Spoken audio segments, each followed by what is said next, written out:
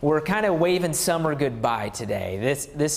Seems like it's the end, and tomorrow fall begins. Oh yeah, fond farewell. I mean, we've had a lot of people saying, "Hey, where's the fall weather?" We've had a good run. We did. We had a great run. I don't think we could have done much better. But you can see fall behind me here.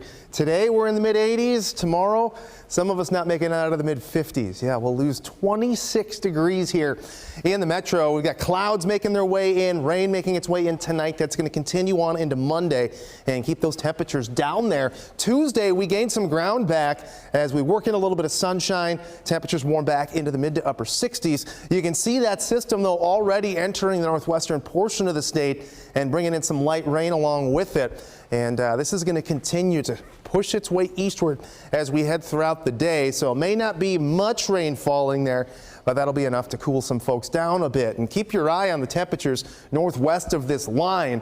They're going to continue to fade as northern winds take over and clouds and rain take over as well. Early Monday, you can see those temperatures 60s by midnight, and those drop into the mid 50s by 7 a.m. and we really don't gain too many of those degrees back.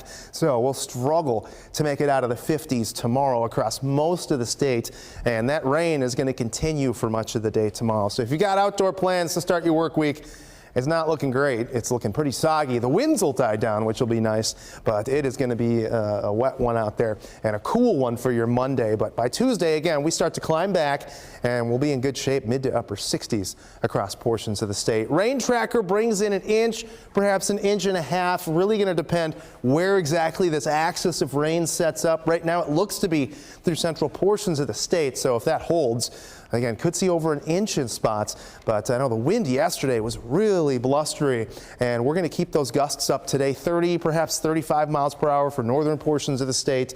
Should be a little bit weaker as you get into central Iowa, and the winds will really weaken out tonight and tomorrow. So just kind of run-of-the-mill winds tomorrow, and even weaker out there for your Tuesday. So at least we're winding the winds down. But your day today looking pretty good. Starting off in the 60s. We'll be in the middle 80s here before you know it. We've got sunshine to go along with that. And clouds will build this afternoon. That'll be ahead of that chance for some showers tonight. Again, that'll continue into the day tomorrow. And after Monday, you can see Tuesday's not bad. Wednesday's not bad. We will bring in a chance for a shower or two on Thursday.